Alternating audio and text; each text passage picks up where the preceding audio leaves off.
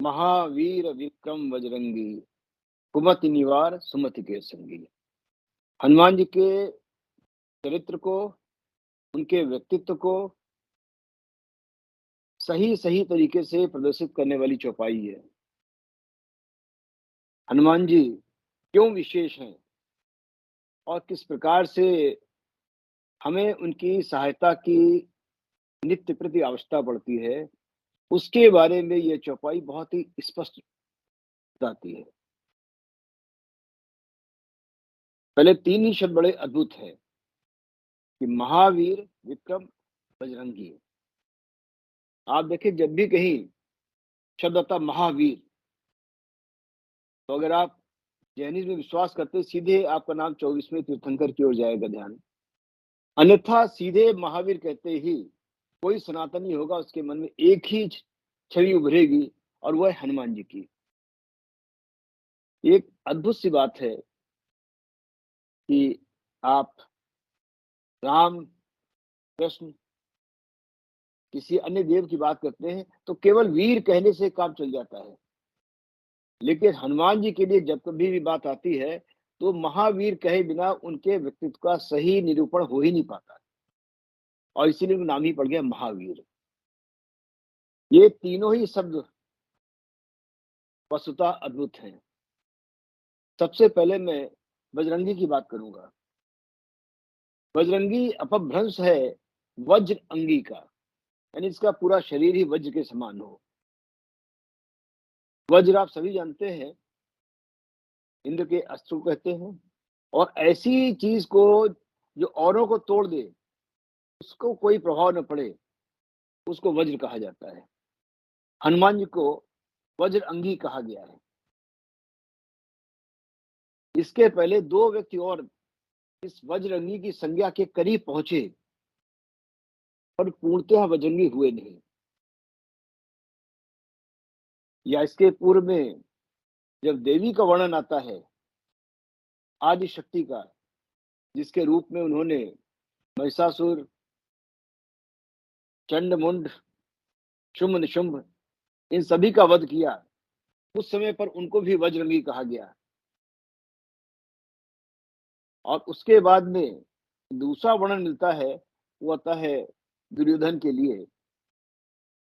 इस समय पर गांधारी ने कहा कि आज मैं अपने जीवन का प्रण तोड़ करके केवल एक बार अपनी आँख की पट्टी खोलूँगी और तुमको देखूँगी और मेरे देखने के बाद तुम्हारा पूरा शरीर वज्र के समान हो जाएगा और फिर युद्ध में परास्त नहीं होगे।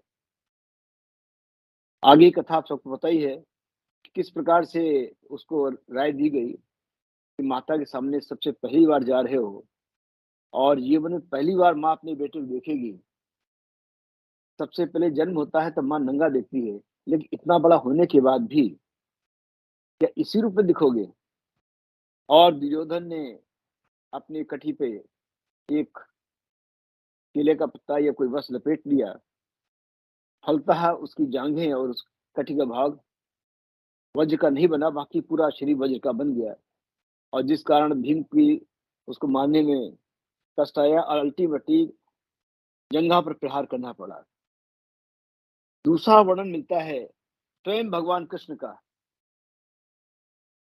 उन लीलाधारी ने भी एक लीला की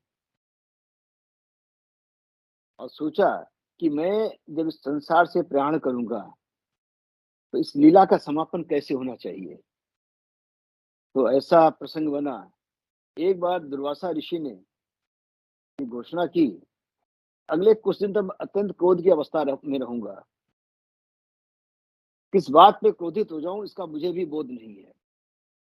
लेकिन इन दिनों पर भी मैं चाहता हूँ कोई तो मुझे अपना अतिथि बनाए। सभी डर गए और किसी ने भी उनको अतिथि बनाना स्वीकार नहीं किया। उस अवसर पर भगवान कृष्ण ने कहा कि हम आपको अतिथि बनाने को स्वीकार करते हैं। आप चाहे जितना क्रोध करना हो कर लीजिएगा। हम प्रत्येक अवस्था से गुजरेंगे। आपके प्रत्येक भाव भंगिमा को, प्रत्येक शब्द को आदर सहित स्वीकार करेंगे। आप अतिथि बनिए। तो दुर्वासा ऋषि इनके यहाँ अतिथि बने और पहले दिन जितने भी प्रकार के इनके ऐसी-ऐसी माँगे जो न हो करने वाली हों, उन्हें कर डाली और भगवान के सब कुछ उनको पूरा किया। अगले दिन उन्होंने अद्भुत डिमांड कर दी कि मुझे यहाँ से वहाँ तक जाना है, लेकिन रथ में स्वयं कृष्ण और रुक्मिणी चलाएँगे, उसको खींचेंगे, तब जाऊँगा। कृष्ण इसको भी स्वीकार कर लिया और रास्ते में 1-2 बार उन्होंने रुक्मिणी के चाबुक भी मार दिया। कृष्ण इसको भी स्वीकार कर लिया। लौट कर आए, तब भोजन करूँगा। भोजन बनाया गया, जितना कुछ भोजन है वो सब अस्वीकार कर दिया, नहीं चाहिए। कुछ खीर बना के लाओ। कृष्ण स्वयं गए, खीर बनवा के लाए और प्रस्तुत की, भगवान लीजिए। 1 चम्मच खीर खाई और कृष्ण दे दी, अब तुम इसका भोग लगाओ। कृष्ण ने 1-2 चम्मच खीर खाई, दुर्वासा प्रसन्न हुए, बोले, अब मैं चाहता हूँ तो अपने पूरे शरीर पर इस खीर का लेप लगाओ। भगवान कृष्ण मुस्कुराते हुए खीर उठाई, अपने पूरे शरीर पर मलना प्रारंभ कर दिया। पूरा शरीर मल दिया, केवल तलवे छोड़ दिए। दुर्वासा बोले, कृष्ण तलवों में नहीं लगाई। क्या गुरुदेव, आपका दिया प्रसाद है, अगर तलवों में लगाऊंगा इसका अपमान हो जाएगा। दुर्वासा हंस पड़े, बोले, संभवतः ये भी तुम्हारी लीला समापन की योजना होगी। ये पूरा शरीर वज्र के समान बना रहेगा, लेकिन तलवे बहुत ही कोमल हो जाएंगे। इस पर छोटा सा भी कोई प्रहार कोई चीज करेगा, उसको सहन नहीं कर पाएंगे।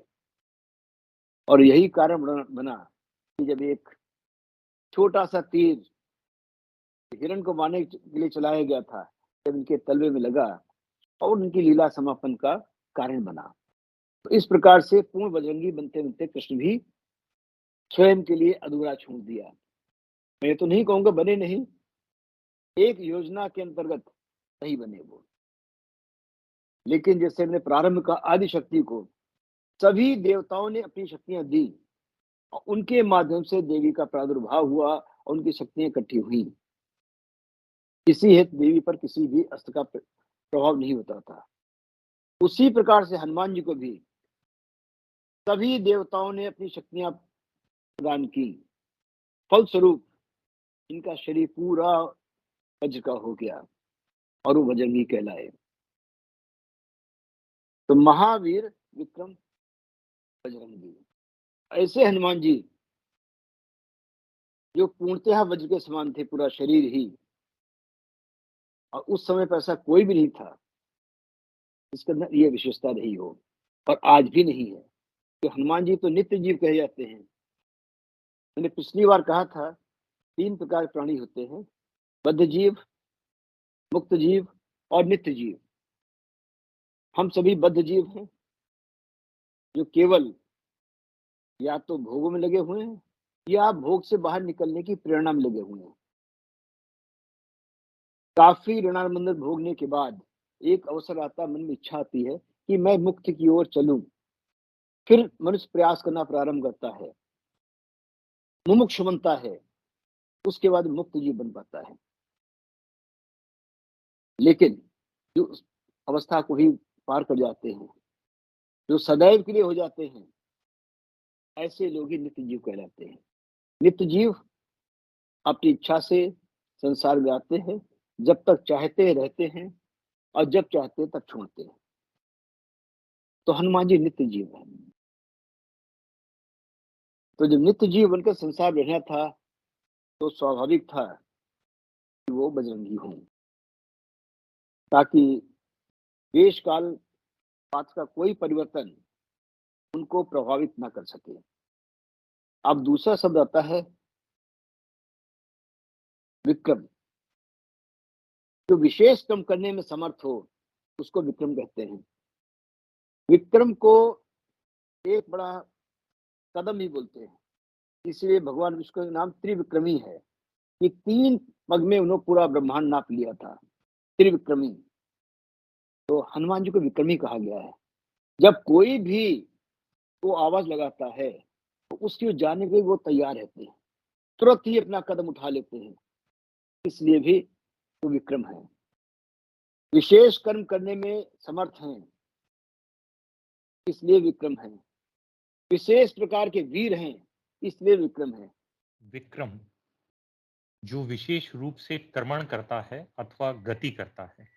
तो इसमें क्रमण करना होता है कि किसी भी चीज को आप तोड़ के आगे बढ़ सकें, और इसीलिए इससे यहाँ से वीरता का भाव आया है कि विशेष रूप से क्रमण करना, ये वीरता का भाव है। तो जितने भी वीर के रूप में विक्रम कहा गया है वो यहाँ से लिया गया है। अथवा गति करता है, गति का संदर्भ वही है, मैंने कहा था कि जिसे भगवान जिसको त्रिविक्रमी कहा गया, और इसीलिए हनुमान जी को विक्रम कहा गया क्योंकि ये सदैव भक्त के लिए गति करने के लिए तत्पर रहते हैं, इसलिए विक्रम है।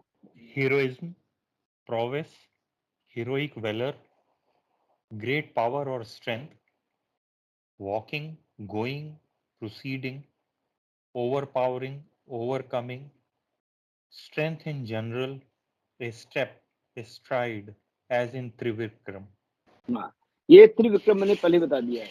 तो चूंकि हनुमान जी सदैव भक्त की रक्षा के लिए तत्पर हैं, जो कोई भी इनको बुलाए तुरंत आने को तैयार रहते हैं।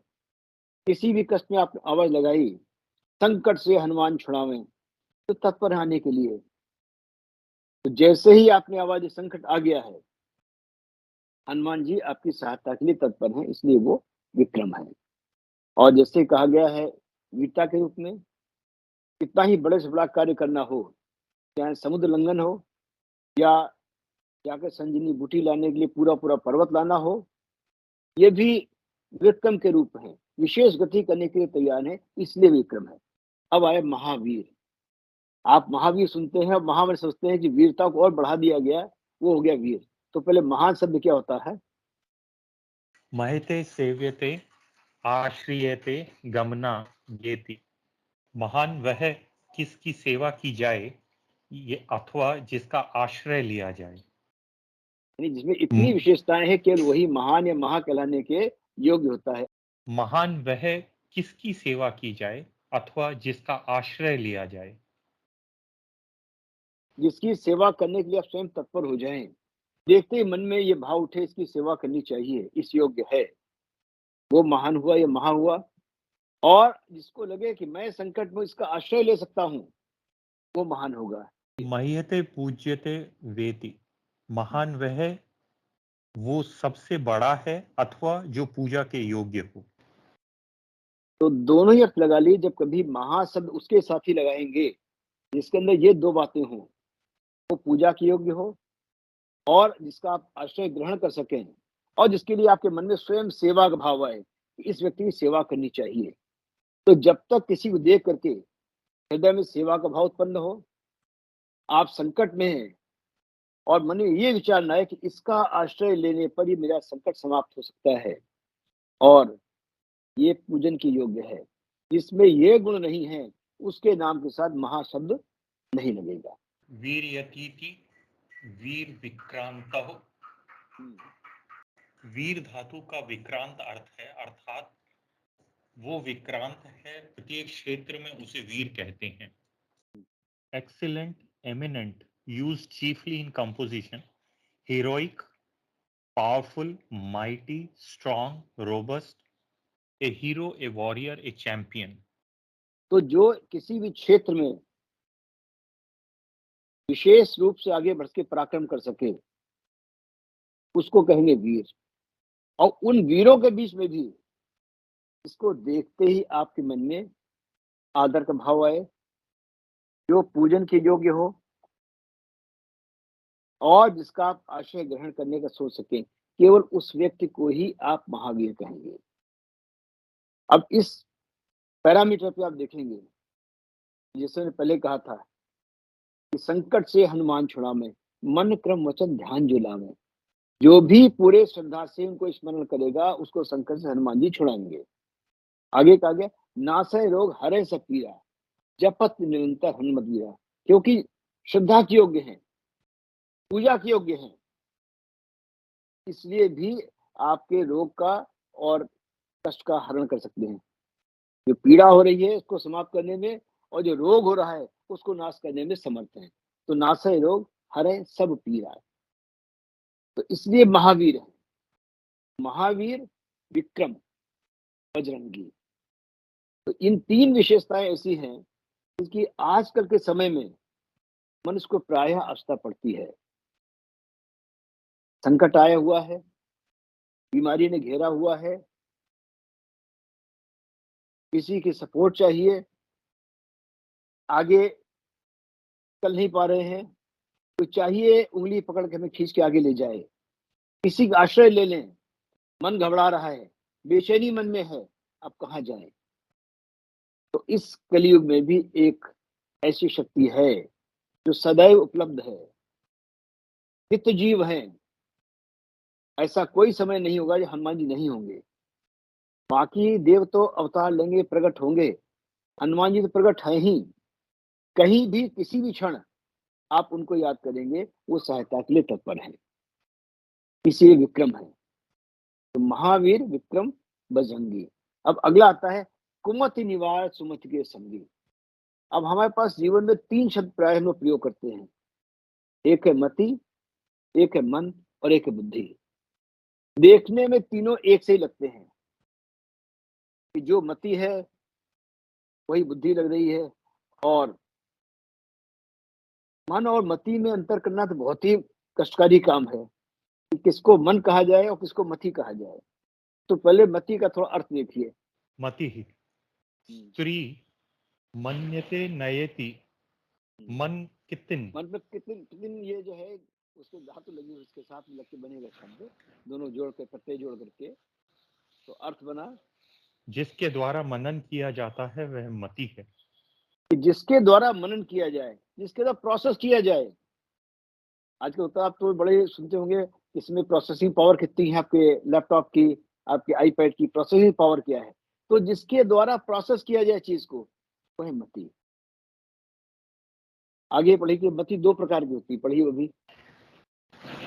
यथा देवी भागवते मतिस्तु द्विविधा लोके युक्ता युक्तेति सर्वथा। मति दो प्रकार की होती है, युक्त तथा आयुक्त। नहीं, युक्ति और अयुक्त, आयुक्त नहीं, सब गलत आ गया है, युक्त और अयुक्त। युक्त तथा और अयुक्त। अयुक्त। अब इसमें अगला प्रश्न आएगा कि जिसके द्वारा मनन किया जाएगा तो वो तो मति हो गई, फिर मन क्या हुआ। इसका उत्तर ये है, मन केवल चाहता है कि ये चीज इंफॉर्मेशन चाहिए, उस इंफॉर्मेशन की प्रोसेसिंग होती मति के द्वारा, और मति के द्वारा वो प्रोसेसिंग दी जाती मन को। मन उसको ग्रहण करता है, एक्सेप्ट करता है, एक्ट करता है, जो भी करता है, लेकिन उस पे मंथन जो किया जाता है कि सही किया, गलत किया, विचार कैसा था, वो होती बुद्धि। तो बुद्धि डिसाइड करती क्या सही था क्या गलत। लेकिन मन में जो कामना आती है, उस कामना को पाने के लिए जो प्रोसेसिंग शुरू होती है हमारे शरीर के अंदर, वो उसका काम मति का। तो मति, मन और बुद्धि, ये तीन चीजें हैं। एक टोटल स्टोरेज है, वो है बुद्धि। जो भी हो चुका है, जो प्रोसेस कर लिया गया है, जो कामना कर ली गई है, वो सब के सब स्टोर हो गए बुद्धि में। लेकिन क्या चाहिए क्या नहीं चाहिए, ये विचार आया मन में, लेकिन उसकी प्रोसेसिंग कैसे हो, क्या हो, विचार जरा होना है, मनन हो रहा है, मंथन हो रहा है, वो काम है मति का। अब ये मति दो प्रकार की होती है, सुमति और कुमति। और बड़ी इंटरेस्टिंग चीज ये है, इससे इम्यून कोई नहीं है। ऐसा कोई आदमी नहीं है जो कहे मेरे पास केवल सुमति है, कुमति नहीं है। ये दोनों के अंदर बराबर हैं। जैसा डिफिनेशन दी गई है कि मति दो प्रकार की होती है, युक्त और अयुक्त। इनको ही साधारण भाषा में कहा गया है कि सुमति और कुमति। जो युक्त प्रकार की है वो सुमति है, जो अयुक्त है, नहीं होनी चाहिए, वो कुमति है। और ऐसा कोई प्राणी नहीं है जिसके अंदर दोनों न होती हो। अब प्रश्न ये आता है कि दोनों हैं और प्रत्येक प्राणी के अंदर हैं, तो कार्य कैसे चलेगा। यहीं पर बुद्धि का, विवेचन का कार्य प्रारंभ होता है कि कैसे सुमति को बढ़ाया जाए और कुमति के माध्यम से काम किया जाए। विभीषण कहते हैं रावण से कि सुमति कुमति सबके उर रहाही, कि ऐसा कोई आदमी नहीं इसके हृदय में सुमति और कुमति दोनों न हो। सुमति कुमति सबके उर रहाही, नाथ पुराण निगम अस्कहीं, ऐसा वेद में, पुराणों में और बाकी ग्रंथों में कहा गया है। नहीं, अथॉरिटी कोट की उन्होंने, ऐसा नहीं कि विश्व के मन में विचार आ गया और उन्होंने कह दिया। ये सुमति और कुमति सभी के मन में होना स्वाभाविक है, होना चाहिए। इस प्रकार का वेद में कहा कथन है और बाकी शास्त्रों में भी यही कहा गया है कि सुमति कुमति सबके उर राहीं। अब प्रश्न आता है कि अगर दोनों हृदय में है तो अगर आप सुमति पे काम नहीं करेंगे, जैसा कहा भी गया, कुमति वो जो लगातार आपको बुरे या कुमार की ओर प्रेरित करे, यानी उसमें प्रोसेसिंग वही होगी जो अल्टीमेटली आपका डाउनफॉल की ओर ले जाए, और सुमति वो है जो सन्मार्ग ले जाए ताकि आपकी अपवर्ड जर्नी चलती रहे। और रहेंगे सबके हृदय में, एक्सेप्शन कोई नहीं है। लेकिन जब कुमति बढ़ जाती है तो आदमी को क्या होता है, बुरी बात अच्छी लगने लगती और ज्यादा। जैसे विष्णु ने रावण से कहा कि तब उर कुमति वसी विपरीता, तब उर कुमति वसी विपरीता, हित अनहित जानहु रिपुपीता। आपको जो अच्छी बात है बुरी दिखाई पड़ रही है और जो बुरी बात आपको अच्छी लग रही है, क्योंकि आपकी कुमत ज्यादा फल गई है। तो ऐसे अवसर पर कोई गुरु चाहिए जो आपको बता सके कि कुमत से दूर हटो और सुमत की तरफ चलो। तो इसलिए कहा कि हनुमान जी क्या करते हैं, आपको सुमत से जोड़ते हैं। कुमत निवार, आपके हृदय से कुमत को धीरे धीरे लगातार दूर करते रहते हैं। सुमत के संगी आपका साथ लगातार वो सुमत के साथ देते रहते हैं। तो इसलिए जो भी हनुमान जी का भक्त होगा तो धीरे धीरे उसका मन, अपनी मति से जो प्रोसेसिंग होगी वो सब सुमत की ओर चलने वाला होगा। और जो किसी गुरु परंपरा में नहीं है, या तो कोई फिजिकल गुरु बहुत अच्छा हो जो लगातार गाइडेंस देता रहे और आप उसकी गाइडेंस मानने के लिए भी तत्पर हों। अन्यथा आध्यात्मिक गुरु के रूप में हनुमान जी को स्वीकार कर लीजिए, उनकी भक्ति करते रहिए। बड़ा सिंपल से, कम से 7 बार हनुमान चालीसा रोज पढ़ के घर से निकलिए। अगर 7 बार हनुमान चालीसा पढ़ा है आपने तो हनुमान जी इंश्योर करेंगे कि आप लगातार सुमत की तरफ से चलें, सुमत ही आपकी प्रबल रहे, कुमत प्रबल न होने पाए। और धीरे धीरे जब सुमत प्रबल होगी तो मन में नेगेटिव कामनाएं उठना बंद हो जाएंगी और मति को प्रोसेस करने का ऑर्डर ही नहीं मिलेगा कि आप कोई ऐसी चीज प्रोसेस करिए जो कुमत की ओर ले जाने वाली हो। और फिर बुद्धि में स्टोरेज वही बचेगा जो आपके लिए पॉजिटिव है, आध्यात्मिक उन्नति के लिए सहायक है, केवल वही चीज बचेगी। और अल्टीमेटली बुद्धि में स्टोर होकर आ रहा है सामने, वही सबसे इंपॉर्टेंट है। कंचन वरण विराज सुवेशा, कानन कुंडल कुंचित केशा। अब नॉर्मली इसका सीधा से अर्थ लगा दिया जाता है कि उनका जो शरीर है सूर्य तक चमक रहा है और कानों में कुंडल है। अब देखना है, अगर तुलसीदास ने केवल शरीर की ही इतनी सुंदरता कहनी होती तो एक शब्द में कह देते हैं कि हनुमान जी देखने में बड़े इंप्रेसिव है, सुंदर है। लेकिन ऐसा नहीं, जो जो शब्दों का प्रयोग तुलसीदास जी ने किया है उनके बहुत बड़ा अर्थ छुपा हुआ है, बहुत बड़ा अर्थ छुपा हुआ है। सबसे पहला शब्द आया है कंचन वरण। कंचन है सोना। सोने की एक विशेषता होती है कि जितना उसको आग में तपाया जाता है उतना ही और खरा होकर निकलता है। यानी जीवन में जितनी भी कठिन परिस्थितियां आएंगी, जो सच्चा कर्मनिष्ठ व्यक्ति है उससे और खरा होकर निकलेगा, समस्याओं से टूटेगा नहीं, प्रत्येक समस्या का सामना करेगा और उसमें हर बार और बढ़िया बन के निकलेगा। यह सोना तपने के बाद और निखर जाता है, वैसे ही प्रत्येक व्यक्ति जो हनुमान जी को अपना आदर्श मानेगा वो प्रत्येक समस्या से निपटने के बाद और निखर के सामने आएगा, उसके व्यक्तित्व निखार आएगा, उसकी कार्य की कुशलता क्षमता बढ़ेगी घटेगी नहीं, उसे टूटेगा नहीं। तो इसके माध्यम से आ गया कंचन वरण, सोने के समान। तो व्यक्तित्व में सोना होना चाहिए। केवल ये ब्यूटी क्रीम लगाने से चमक नहीं आएगी, चमक अंदर से आएगी। तो अंदर से आपका व्यक्तित्व सोने के समान होगा तब कोई परिस्थिति आपको तोड़ नहीं पाएगी। आप और सोना सदैव खरा होता है अंदर से, जब तक इम्प्योरिटी मिलाई नहीं जाए। तात्पर्य क्या हुआ, जब तक आप गलत संगति में नहीं पड़ेंगे आप सदैव बिखरते रहेंगे। बिगड़ने एक ही तरीका है कि आप गलत संगति में पड़ जाएं। इसलिए आज भी ने कहा था कि सत्संगति अत्यंत आवश्यक है। राम कथा के ते अधिकारी जिनको सत्संगत अति प्यारी। तो सत्संगत के माध्यम से अच्छी संगत रहेंगे, सोने का कैरेक्टर कभी खराब नहीं होगा। सोने को खराब एक ही तरीका, उसमें इम्प्योरिटी मिलानी है। तो कंचन वरण विराज, तो इस प्रकार का आपका अंदर कैरेक्टर है। कानन कुंडल, अब कहा कानों में कुंडल है। अब ये बड़ा अजीब सा उन्होंने उपमा दी लोगों को, लेकिन इसके द्वारा ही हनुमान जी का असली व्यक्तित्व सामने आता है। कहा गया जिस प्रकार से कानों की शोभा कुंडल से होती है, अब तो खैर पुरुष कुंडल नहीं पहनते, उस जमाने में सभी पहनते थे।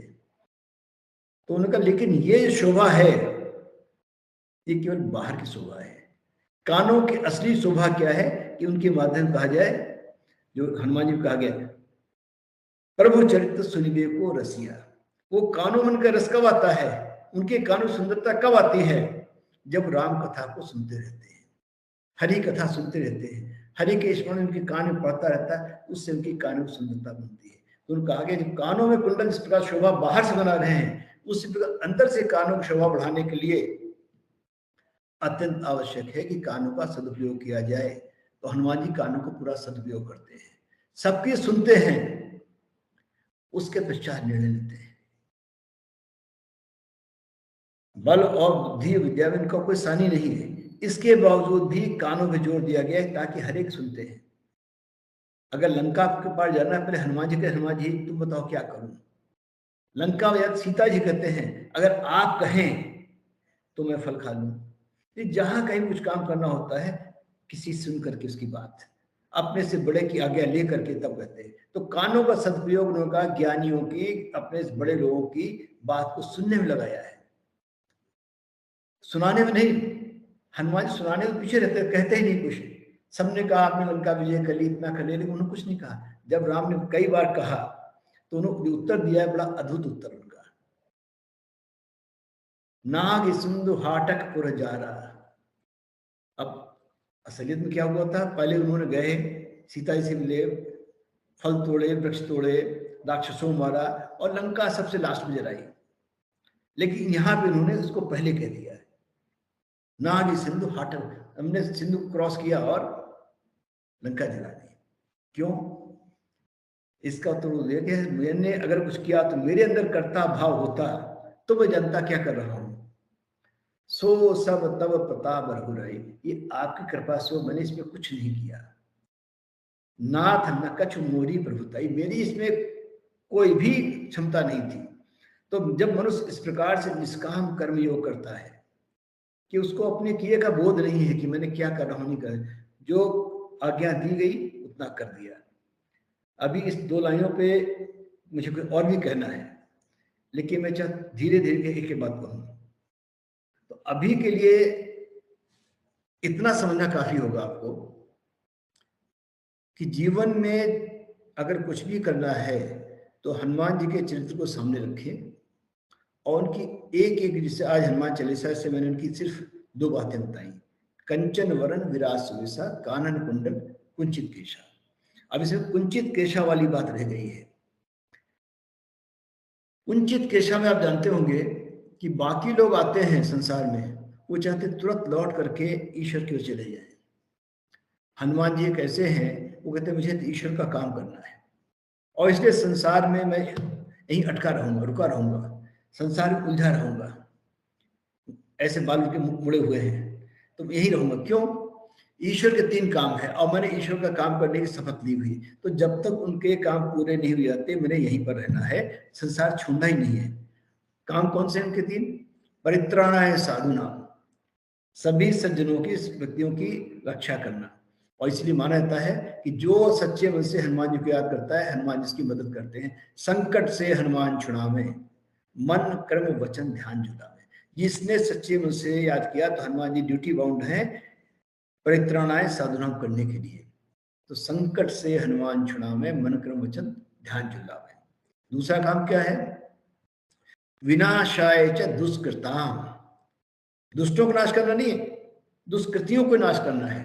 जहां जहां पे जैसे दुष्कृतियां हो रही, जहां जहां से आवाज उठती है, उसके विरोध में एक मूवमेंट खड़ा कर देते हैं। लोग मन विचार लाते हैं कि ये दुष्कृति समाप्त होनी चाहिए। कहते हैं ना, पाप से घृणा करो, पापी से नहीं। तो उनका इस पे पापी ध्यान नहीं, पाप को ही समाप्त करना चाहते हैं। अगर पाप ही नहीं रहेगा तो पापी कहां से आएगा? तो परित्राणाय साधुनाम विनाशाय दुष्टम धर्म संस्थापनार्थाय संभवाम युगे, ये भगवान के काम है। तो उस काम के हनुमान जी कहते हैं, भाई प्रभु आपको क्यों आना पड़ेगा? ये तीनों काम मैं संसार में है कि आपके लिए करता रहूंगा, और जब इतना अधिक बढ़ जाएगा, मेरे बस का न रहेगा, तब आप भी आ जाइएगा। अन्यथा जहां तक हूं मैं, अगर कहीं पर भी तीनों एक भी काम बचा हुआ है उसको करने के लिए मैं यहाँ पर रहूंगा। इसका संदेश केवल इतना ही है कि आप ये मान के चलिए, हनुमान जी अभी भी अपने अनेकों शरीर से सब जगह उपलब्ध हैं। जीवन में जब भी कोई आपको समस्या नजर आए, आप हनुमान जी के चरित्र को अध्ययन करें और उनके माध्यम से आपको उस प्रश्न का उत्तर मिल जाएगा। बड़े ही सुंदर और सरल टेक्निक बता रहा हूं आपको। जीवन में किसी समस्या का निदान आप सरल तरीके से करना चाहें, एक तरीका मैंने बताया था भगवत गीता का, वो थोड़ा कठिन है। ये बहुत ही सरल है और सुलभ है, लेकिन आपको हनुमान जी के चरित्र को पूर्णतया समझना होगा। एक बार अपने हनुमान जी के चरित्र को समझ लिया, उनके क्रियाकलापों को समझ लिया, उसके बाद आपको जीवन में कभी कोई समस्या आए तो आप उसको इतने सहज भाव से अटेंड करेंगे कि आपको पता भी नहीं लगेगा कि समस्या आई थी। उसके लिए अत्यंत आवश्यक है कि आप हनुमान चालीसा को, हनुमान जी को समझें और हनुमान चालीसा को समझें। आपके मन में जब भी कोई डाउट आता है उनका ध्यान करिए। आपको कोई कार्य करना कैसे करना चाहिए सोचिए, अगर हनुमान जी होते इस कार्य को कैसे करते, और उसके हिसाब से इसको कर डालिए। और इसके लिए अत्यंत आवश्यक है उनके चरित्र का आप बारंबार अध्ययन करते रहें, उनके चरित्र का अध्ययन करते रहें, देखते हनुमान जी किस परिस्थिति में कैसे करते, और कोई कारण नहीं कि उसका समाधान आप न निकाल सके। और लगातार उनका ध्यान भी करते रहें। एक उनके चरित्र का अध्ययन करें, उनका ध्यान करते